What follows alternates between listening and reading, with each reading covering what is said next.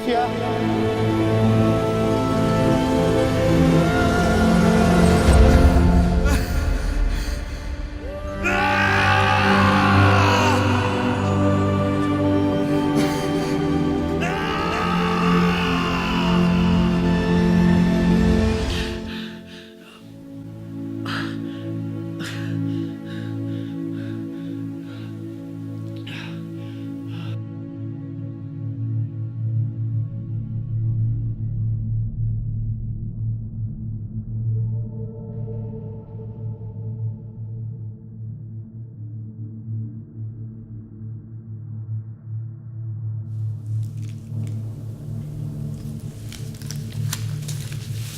Mai devreme sau mai târziu tot va trebui să spui ceva.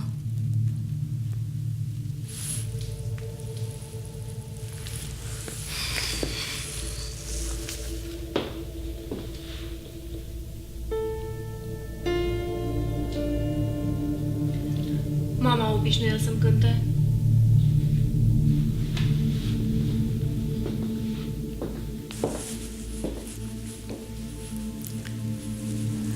Dacă crezi că nu te înțeleg, te înșeli. Știu exact prin ce treci.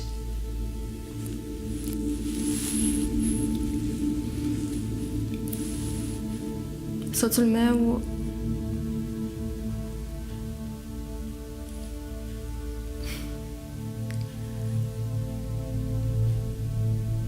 a murit pe munte. Era plecat cu băieții.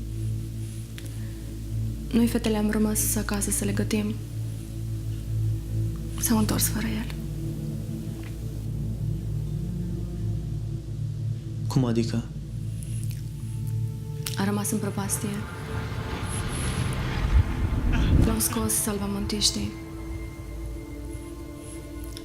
Deci știu oarecum prin ce treci. Ești cumva în căruciuri cu rutile? Hai că știi că n-am vrut să zic asta.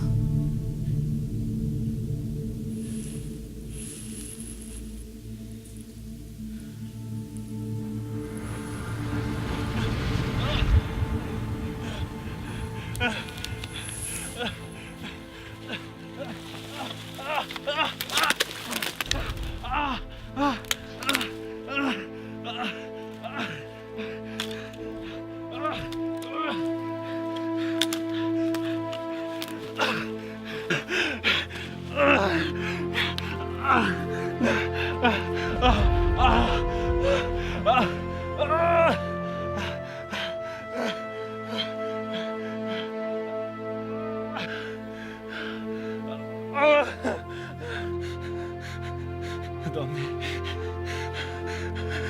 ajută-mă, te rog, ajută-mă.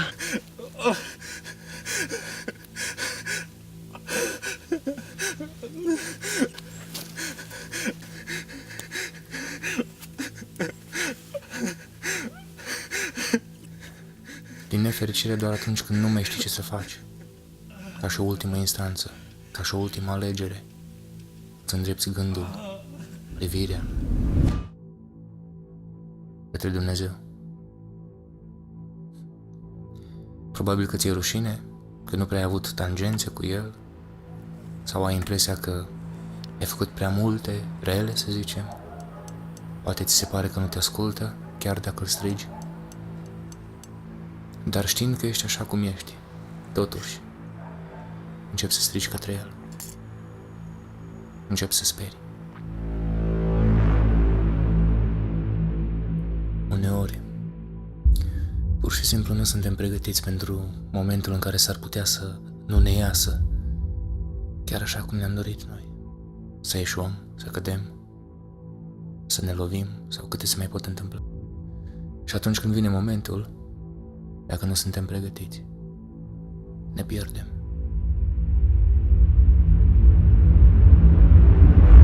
Nu știu ce să mai fac. A făcut iar o criză. Acum doarme. Nu mai rezist.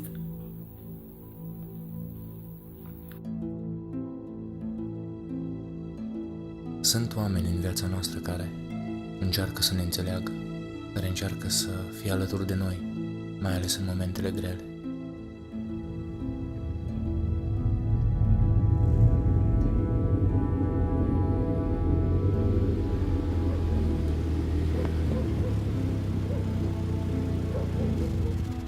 Dar uneori, când toate se adună, stres, apăsare, oboseală, cei mai mulți dintre ei renunță.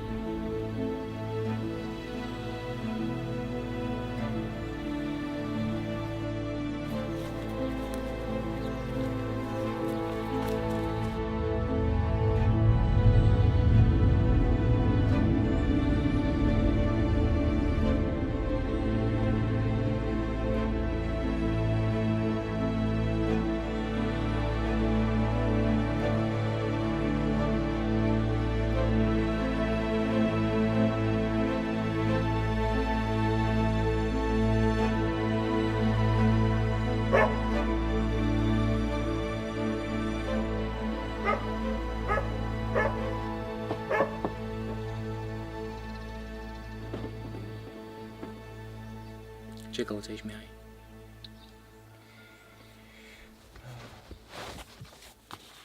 Am încercat asta. E cam strâmtă.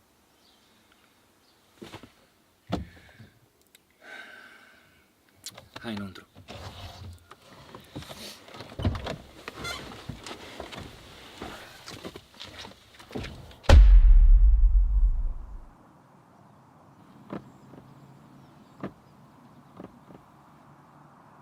Noi oamenii avem tendința să vedem problemele noastre ca fiind cele mai mari probleme. Și uneori, când ne lovim de ele, dureri, suferințe, probleme, avem senzația că totul se termină acolo. Nu poate fi mai mult. Că suntem singuri. Așa cum probabil că tu vezi problemele tale ca fiind oarecum un capăt de drum. Simți că te sufoci, că te stingi, că ești singur, că ți se năruie totul în jur. Oamenii în care ai investit, pe care i-ai iubit, în care ți-ai pus speranța, te-au trădat, ți-au întors spatele, te simți nedreptățit, știind că ai dat tot ce ai avut mai bun pentru cei de lângă tine. Și când tu ai avut nevoie de ajutor de ei, ți-ai dat seama că de fapt ești singur.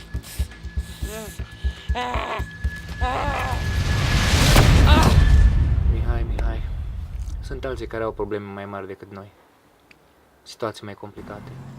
Avem noi obiceiul ăsta să creăm din problemele noastre, să facem un haos, să credem că noi avem problemele cele mai mari.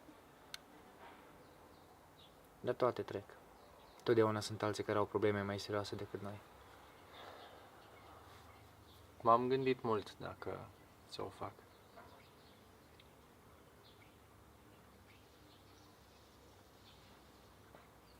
M-am întrebat dacă cineva mi-ar duce dorul, dacă cineva mi-ar simți lipsa.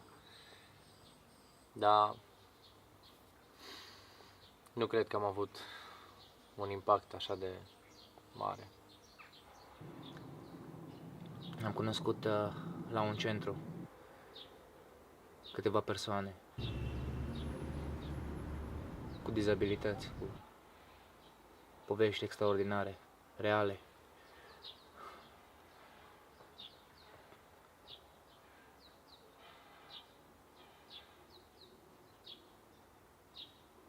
Oameni diferiți, din medii diferite,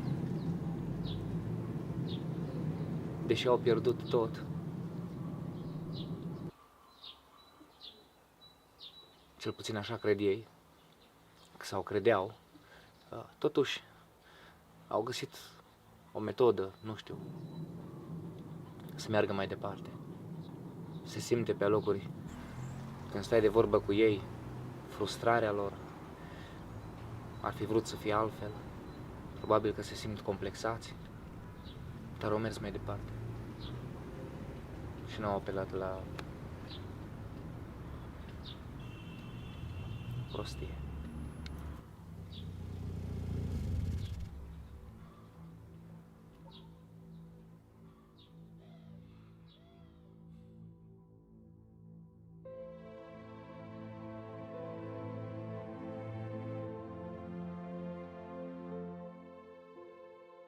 Este povestea unor oameni care, deși au căzut din multe puncte de vedere, într-un fel sau altul, au găsit un mod de a merge mai departe. Mai mulți doctori care au grijă de ei, cu intenții bune, dar care, fiind oameni, dezamăgesc. Povestea unor oameni care au pierdut tot, Nimeni nimic? sau cel puțin așa credeau. Cineva trebuie să înceapă. Fiecare dintre ei avea frustrări Maria? și la fiecare ședință pe care o aveau Suntem într-un scaun cu rotile. se simțea. Nu nebuni.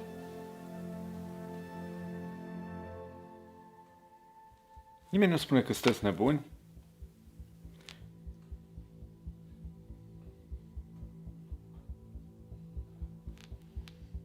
David?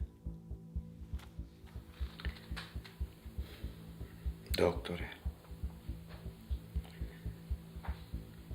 stai tu cumva într-un scaun cu rotile?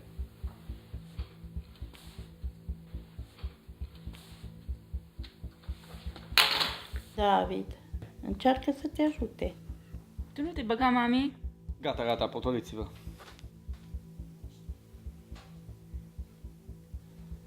Filip, vrei tu să zici ceva?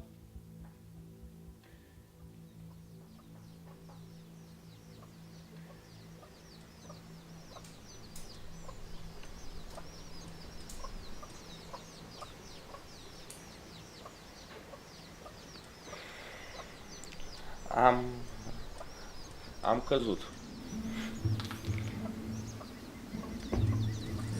Din pod.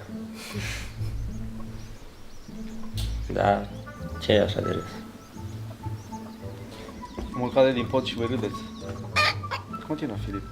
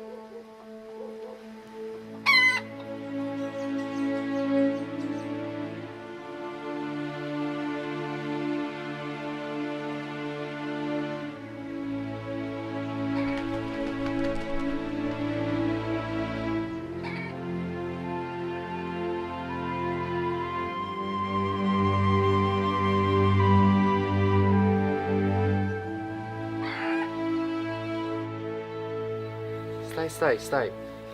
Cum să cadă din pod și să rămână invalid? Cum e posibil așa ceva? Păi a coborât cu telefonul în mână de pe scară, stătea pe Facebook. La ce te aștepți? L-au dus la spital, i-au făcut ceva operație. A căzut destul de nasol.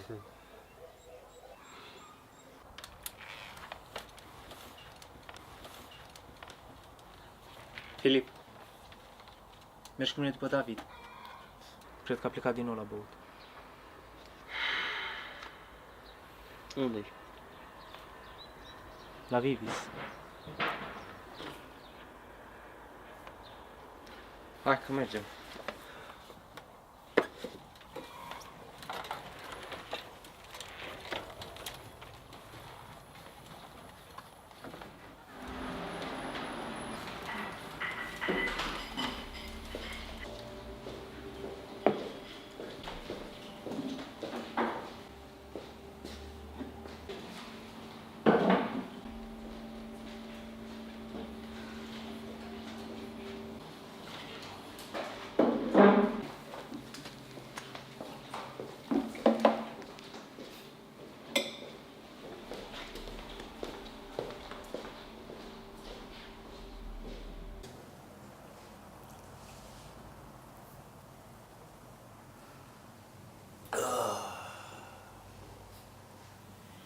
Nici aici nu scap de voi. David, toată lumea de la centru își face griji pentru tine. Hai acasă.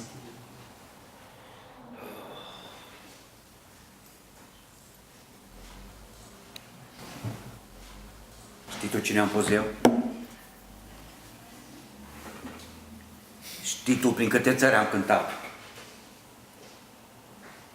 Pe ce scene? Am să-ți dau o hartă, Mi-ai spus oriunde asta? cu degetul așa pe hartă, am fost. Mi-ai spus asta de 100 de ori.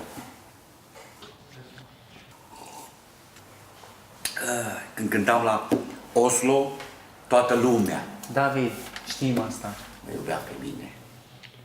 De 100 de ori ai spus. Ce faci? Hai, lasă! Lasă-l. Nu mai lasă! Uite ce faci. Ești beat, omule. Vii tu cu ce? Hai acasă. Cu ce? Cu religia ta? Cu ce?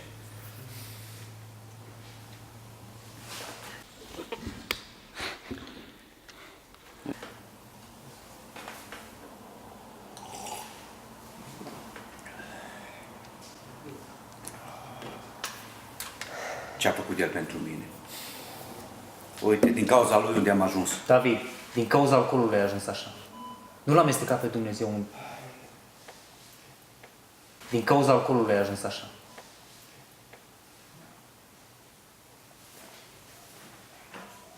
Hai. Pleacă.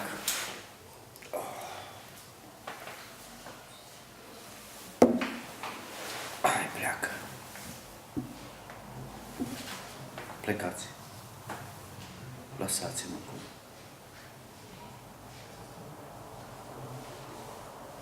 Nu vezi cum ai ajuns?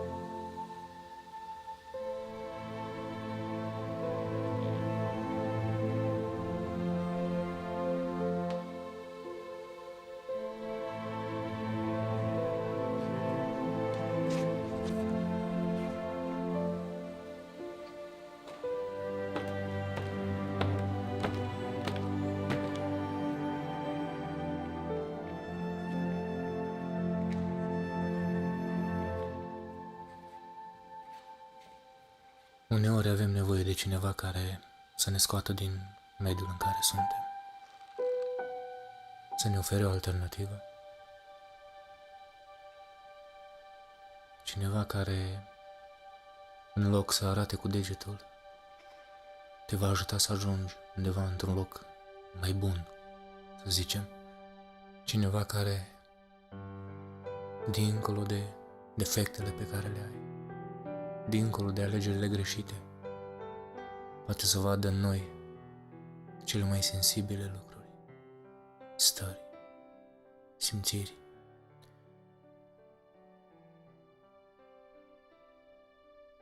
Sunt așa de multe lucruri extraordinare într-un om, dar câți pot să le vadă? Câți pot să înțeleagă adevărata valoare pe care Dumnezeu a dat-o omului?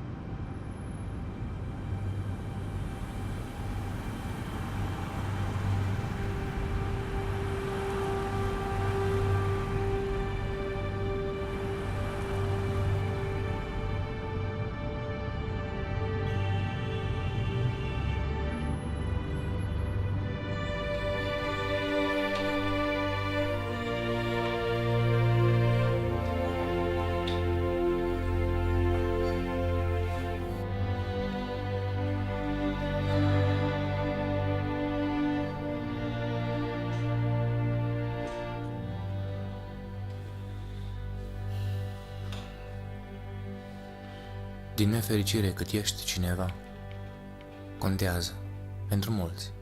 Când ajungi o epavă sau când ajungi în situații mai puțin plăcute, în situații în care nu-ți dorești să ajungi, din cauza că se pot întâmpla multe evenimente neprevăzute. Cel mai probabil că atunci vei rămâne singur. Prea puțini oameni își aduc aminte de lucrurile bune pe care le facem.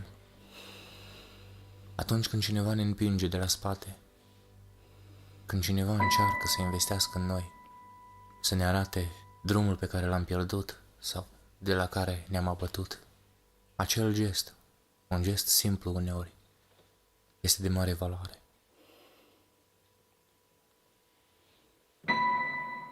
Suficient încât să aprindă în noi dorința de a merge mai departe, de a relua ceea ce am pierdut de la locul unde l-am pierdut.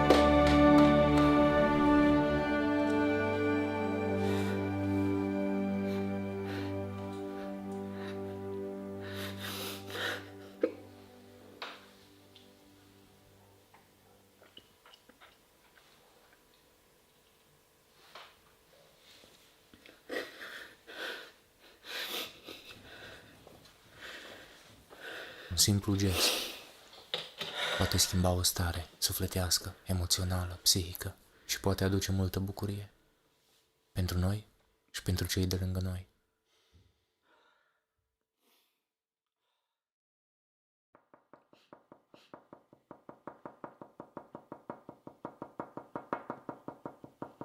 Care e faza? Ce fază? Asta că tot bați cu telefonul în masă.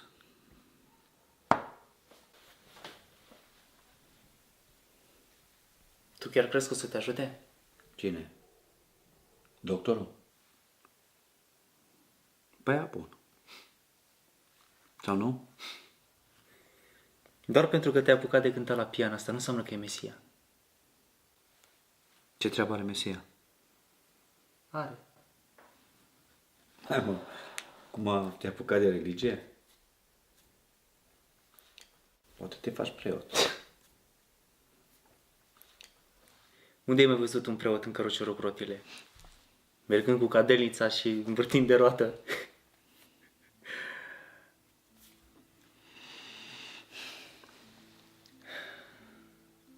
Știi ce s-a întâmplat cu Filip?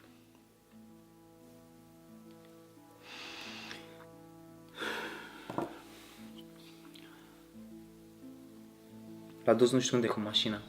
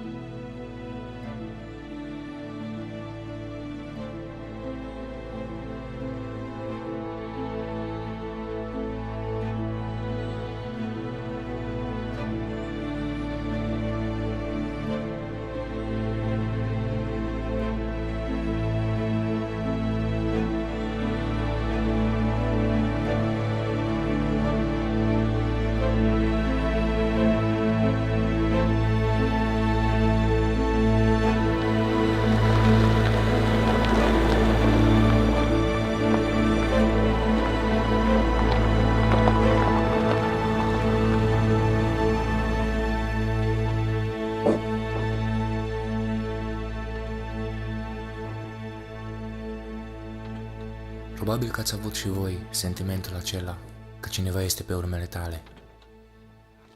O frică necunoscută, inexplicabilă, care te face tot timpul să te gândești, să te întrebi cine e pe urmele tale. Frica vine de la cel rău, cel care stă și pândește tot timpul să ne distrugă viețile, cel care pune teroare în sufletele noastre. Și pentru a o învinge, avem nevoie de credință. O încredere neclintită în Dumnezeu, care alungă orice stare de frică.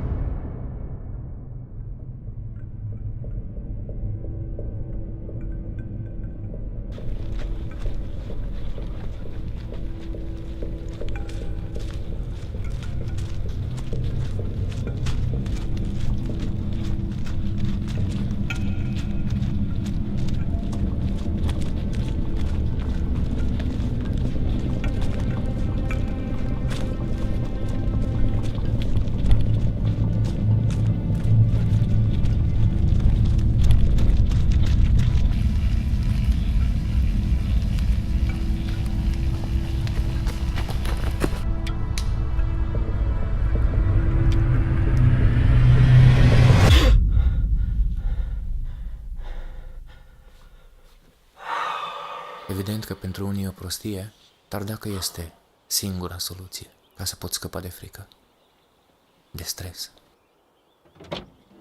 de tensiune, Iața, de întuneric, alt vis.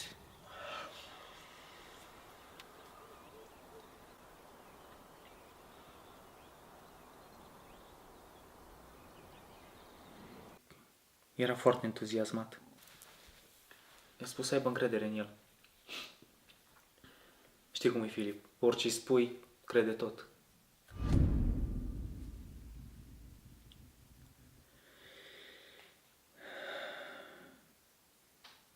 Știi ce urma după? Acum e foarte bolnav. Are azmă. E foarte nervos pe el.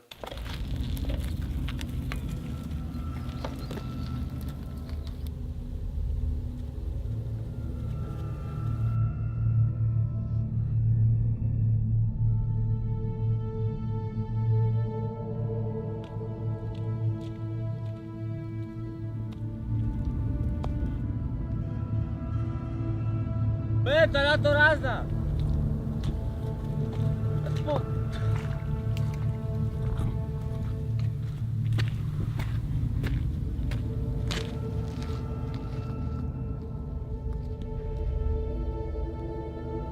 Doctore!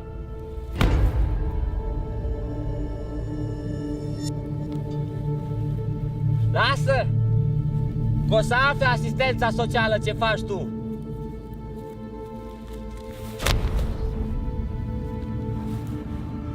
Treci aici și ajută-mă!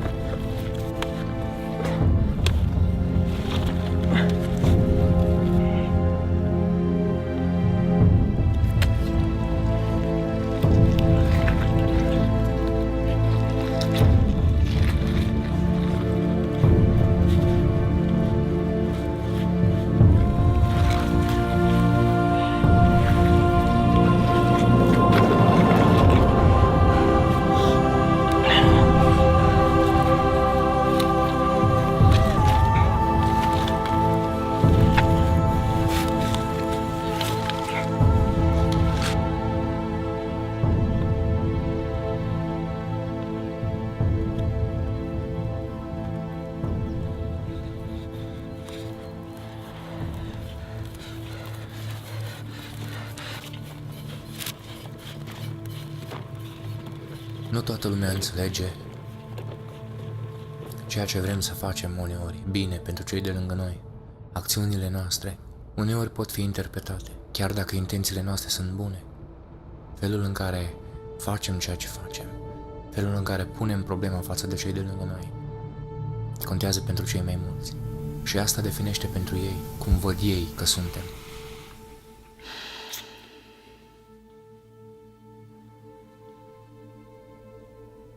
Cu cât ai mai multă încredere în el, cu atât mai tare o să te dezamăgească.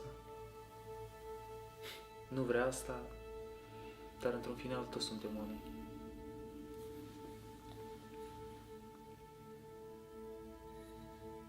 Toți dezamăgim.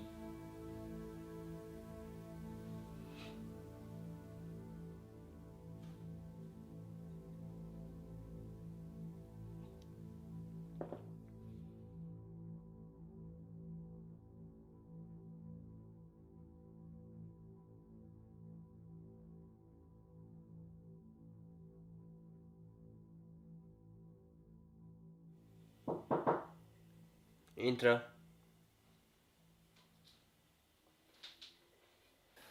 Nu mai vine doctorul. De ce? L-au dat afară.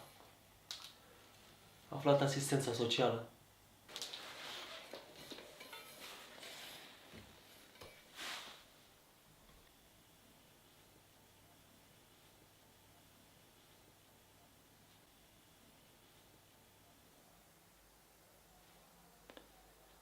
Știi că nu vrea să-ți facă rău. Vrea doar să te stimuleze. Da. De-aia am ajuns pe pastile.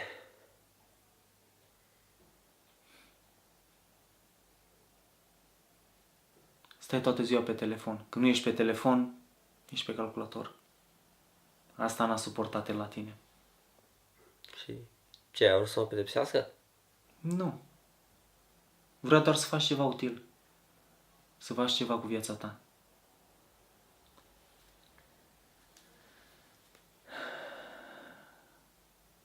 Știi că din cauza lui ai rămas în căruciorul cu rotile. N-are nicio legătură. Am alunecat doar. Măi, Filip, cine coboară o scară cu telefonul în mână? De-ai ajuns la pământ. Spider-Man? Spider-Man. Știi că nu e bine să stai singur.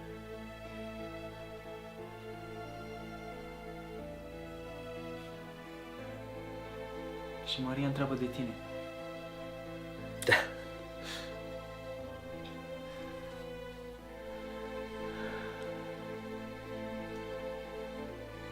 Ce întreabă? Maria! Da. Ce ai mai luat asta?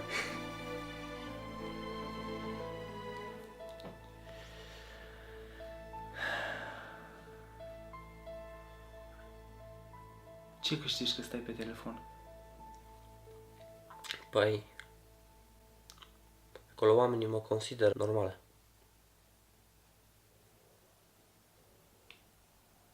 Și noi cum te considerăm? Ei nici măcar nu știu că ești într-un cărucior cu rotile. Ei văd doar ce le arăți tu. E mai ușor acolo. Te enervează cineva, îl blochezi. Te plictisește cineva, nu mai bagi în seama. E altfel acolo, mai simplu. Da, măi, Filip, da. Dacă ar fi să te întâlnești în viața reală cu persoanele cu care vorbești. Acolo nu mai poți să pui un smiley face. O să vadă exact cine ești. Crezi că o să te accepte așa cum ești?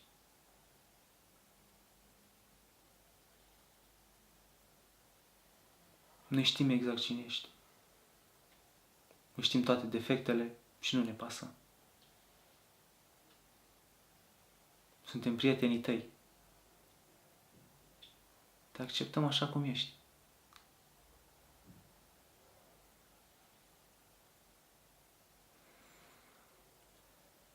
Ar trebui să-i prețuiești pe cei din jur. Pe cei de lângă tine. Prietenii. Pe noi. Pe Maria. Da. Ar trebui să te bucuri cât mai suntem împreună.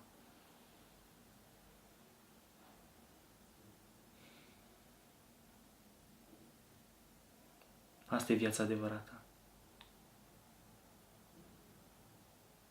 Nu ce ai tu acolo.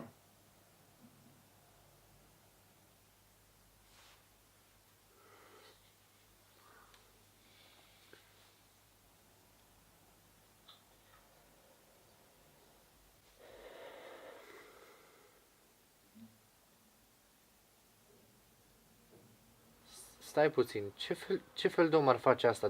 De ce l-ar lăsa acolo? Probabil că metodele lui sunt mai puțin convenționale, așa, obișnuite să zic, dar mai degrabă neînțelese. Mă gândesc că a avut un scop. În fine, a fost în dezavantajul lui.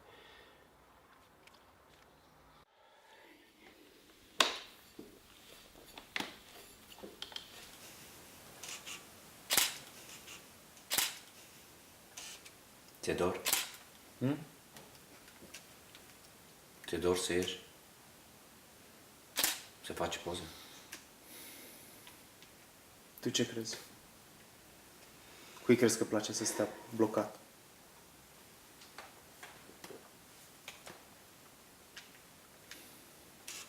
Sofia?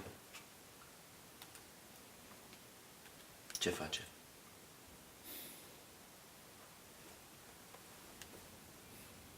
Cu ea ești ultima dată? Mă, iar încep. La poze, mă. Ce e?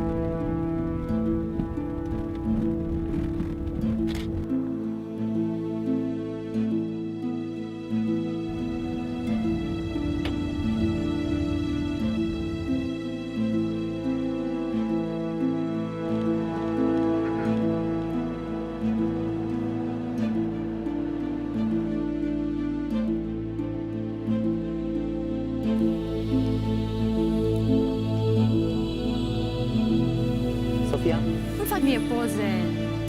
zâmbește. Hai că tu m-ai adus aici. Nu pot. Hai mă, zâmbește. Așa e bine?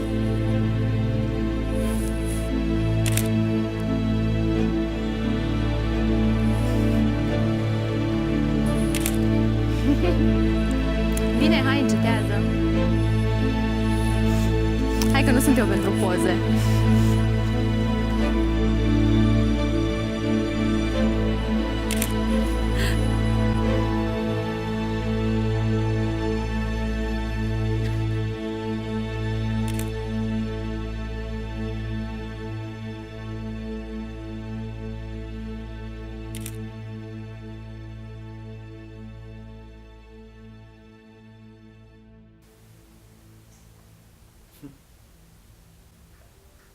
Raul, trebuia să știi că nu se va întâmpla nimic. Am impresia că am făcut tot ce mi-a stat în putință. Nu mai pot, Raul. E doar un doctor. Hai mă, David, iar încep. Du-te, lasă-mă, că nu vreau să vorbesc despre asta. Stai, mă, ce te nervezi așa? Du-te, nu vreau să vorbesc despre asta.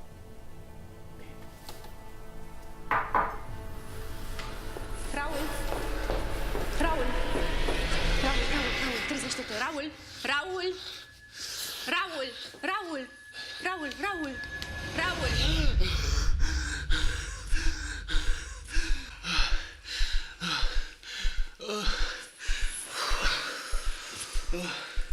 M-ai speriat?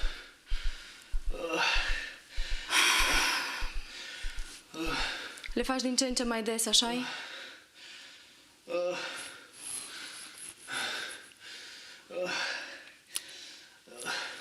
Trebuie să le dai drumul. Trebuie să lași trecutul. Trebuie să faci asta. Cât crezi că o să mai reziști? Unde sunt pastilele?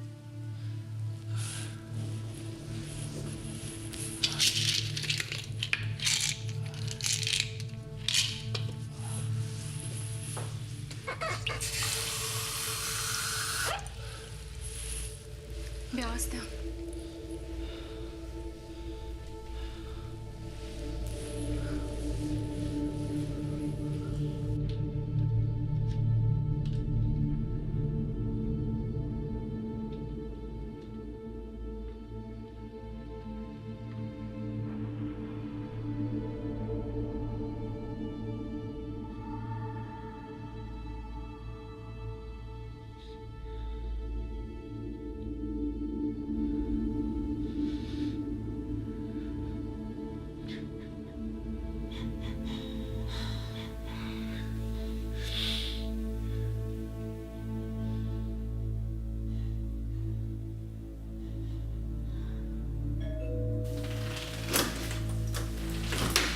Bună. Bună. Te servesc cu ceva? Nu, mulțumesc. Te super dacă îmi fac ceva de mâncare. Stai că te ajut eu. Nu, mulțumesc. Mă descurc. Mâinile mi-s ok. Doar piciorul mi bun. Ok, voiam doar să ajut.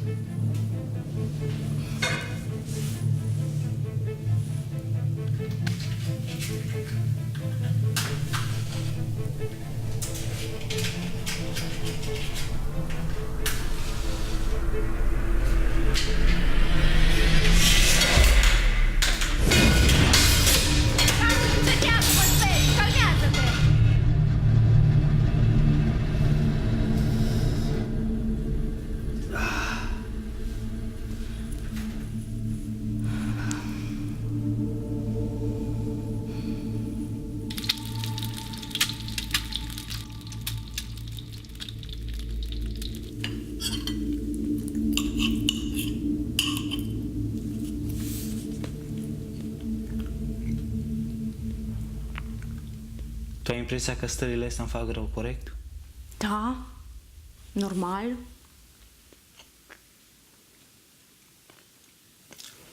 De fapt, experiența asta e adevărat. M-a lăsat invalid. Dar nu e doar rău în asta. De fapt, am câștigat mai mult. Cred că ai ieșit prea repede din spital și ai nevoie de tratament. Urgent. Crezi că sunt bun? Așa-i? Știi ce? Pentru prima dată am simțit că trăiesc. Am avut o experiență extraordinară. Viață.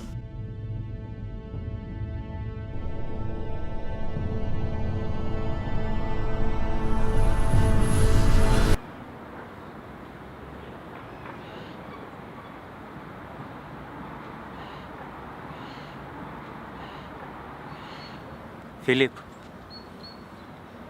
ți-am găsit sticla cu băutură. Ce sticlă? Nu știu despre ce vorbești.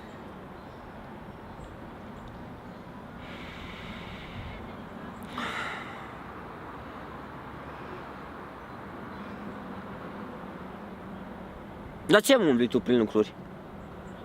A plecat doctorul și te-ai gândit să faci tu pe nebun acum? Vrei să-i ții locul? Băi, Filip, doar pentru că a plecat doctorul nu înseamnă că trebuie să iei razna. Încerc să te ajut. Dar ce treabă ai tu? Tot areța ta cu degetul. Lasă că n-ai 19 ani, să știi. O să mă înțelegi. Filip, am avut 19 ani. Ce tot vorbești acolo? Da. Lasă, faci tu atâta pe băiatul bun. Cu calmul tău, cu cititul din Biblie, cu... De parcă viața ta ar fi normală.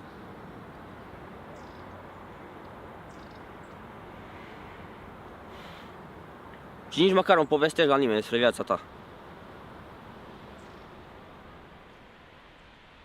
Dacă am ști ce urmează să se întâmple în următoarele ore, zile,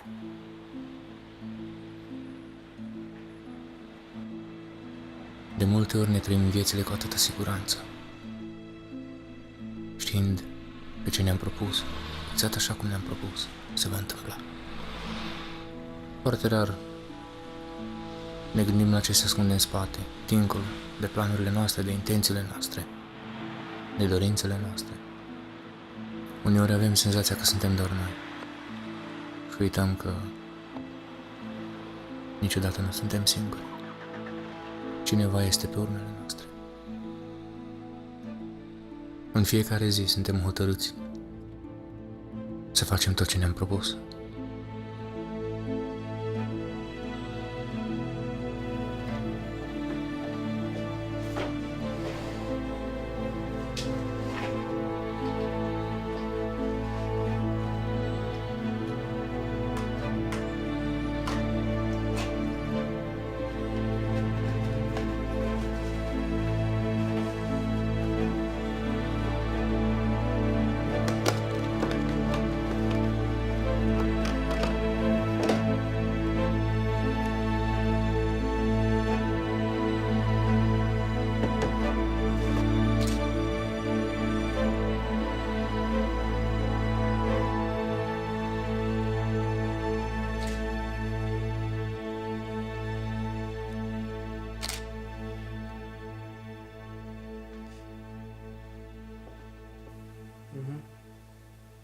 50 de milimetri. Da, 1.4.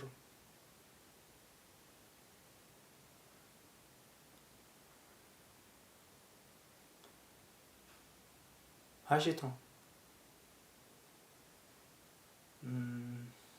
Da. Eu oricum o să merg. Vreau să prind câteva cadre faine.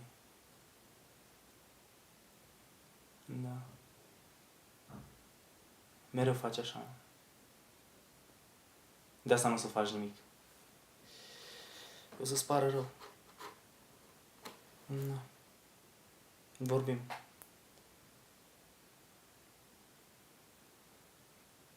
Da. Bine. Bine.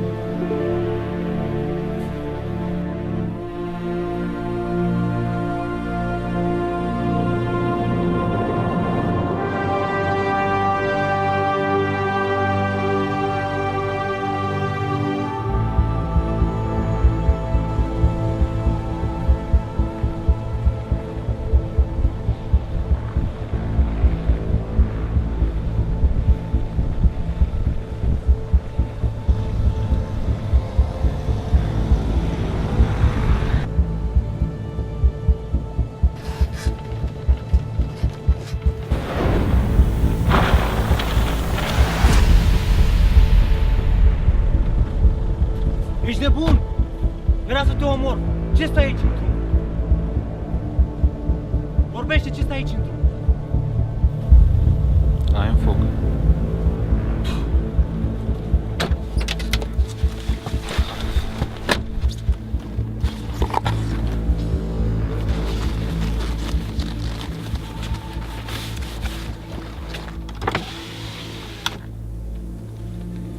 Da, ești fotograf. Da.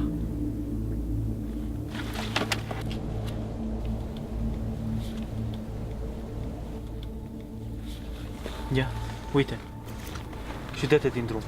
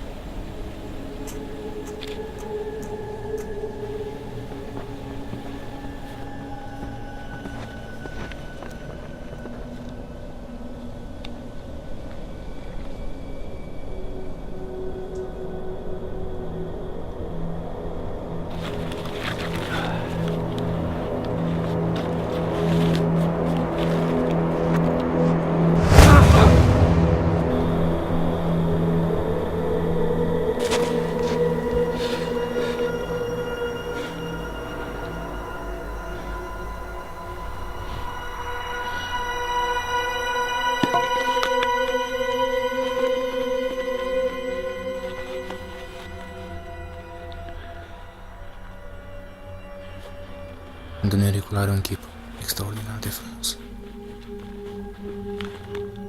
E tentant. Te urmărește. Stă pe urmele tale până te cuprinde.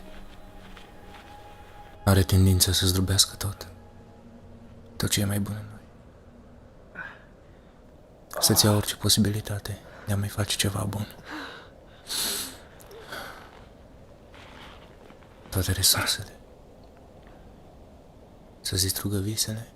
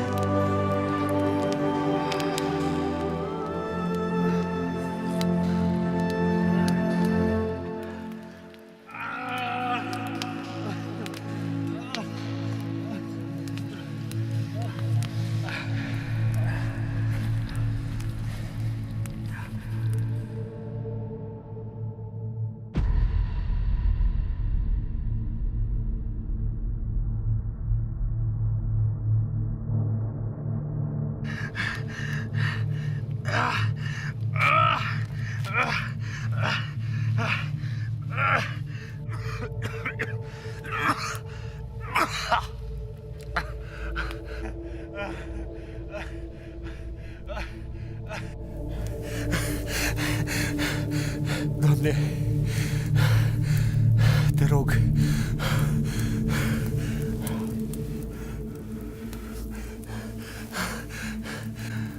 te rog, ajută-mă.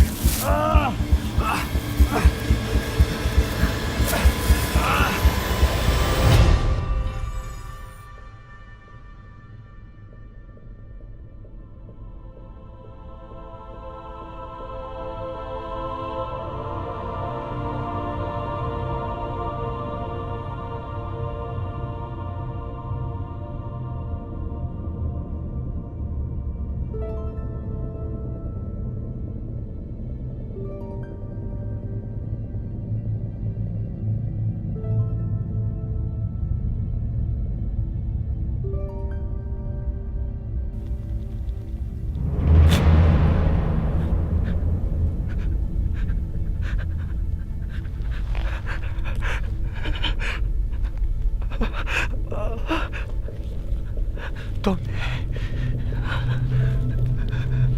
unde ești?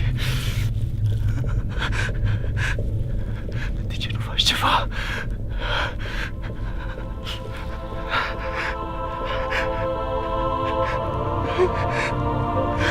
De ce nu faci ceva?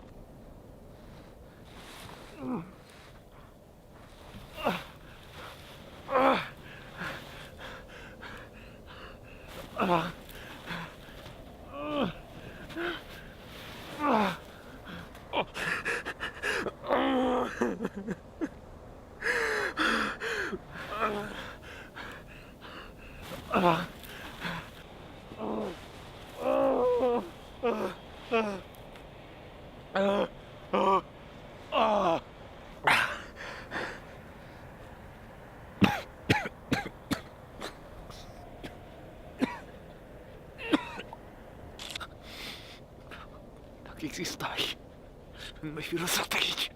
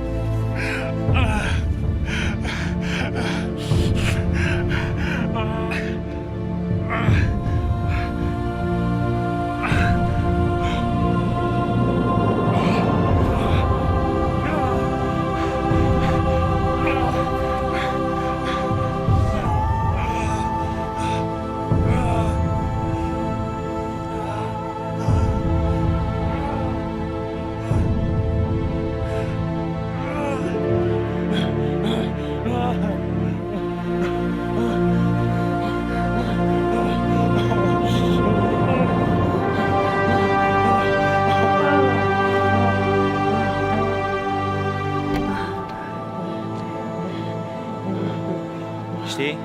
În urma accidentului am descoperit liniște. În durerea cea mai mare mi-am descoperit rostul în viață.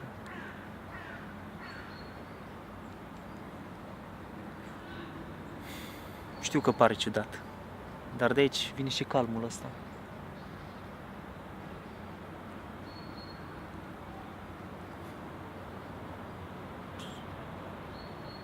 Și cititul din Biblie?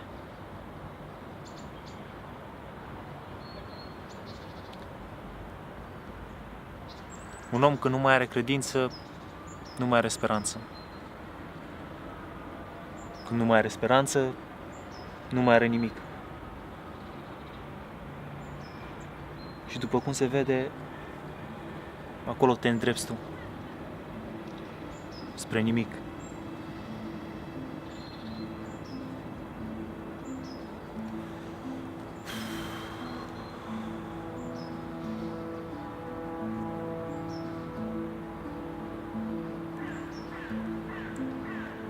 Hai cu mine. Hai la o liniuță. Ce liniuță? Hai că o să vezi, o să-ți placă.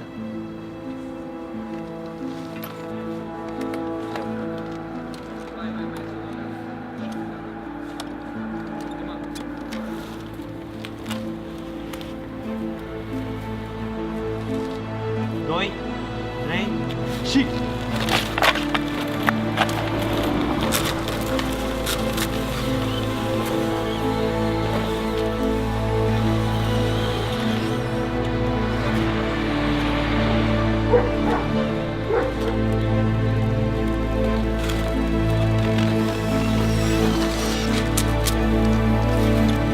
Hai, Filip, hai!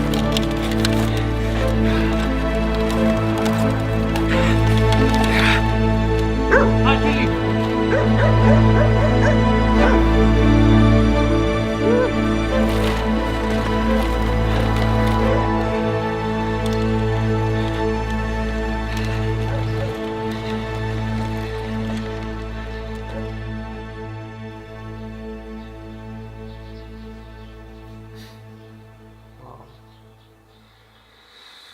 Mama.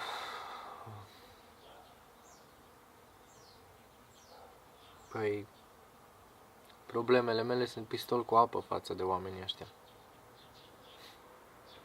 Ce-am gândit că eu am probleme.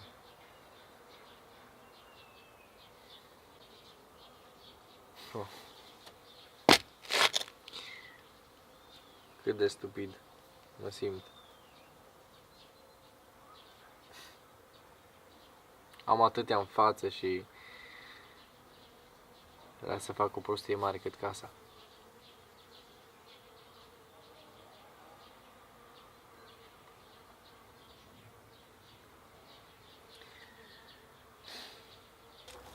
Auzi? Știu că tu porți cravate. Ți-o fac cadou pentru colecția ta de cravate. Ha. Asta nu e glumă.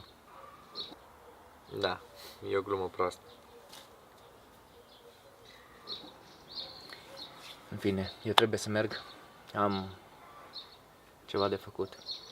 O să fie bine? Acum da.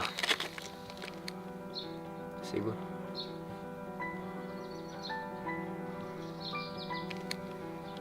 Mersi.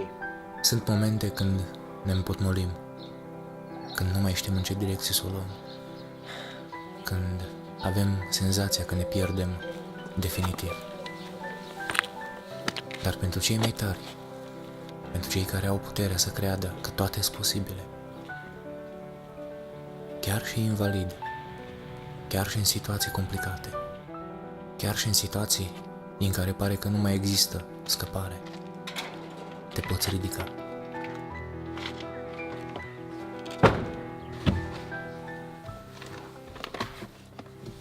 Mă suni dacă ceva nu e în regulă. Ok? Marius, Da. hai să-mi dai și mie 1 milion. Poftim? Hai să-mi dai și mie 1 milion? 100 vrei să zici? 100 de milioane? 100 de lei. Nu? Ai, mă, sau n-ai?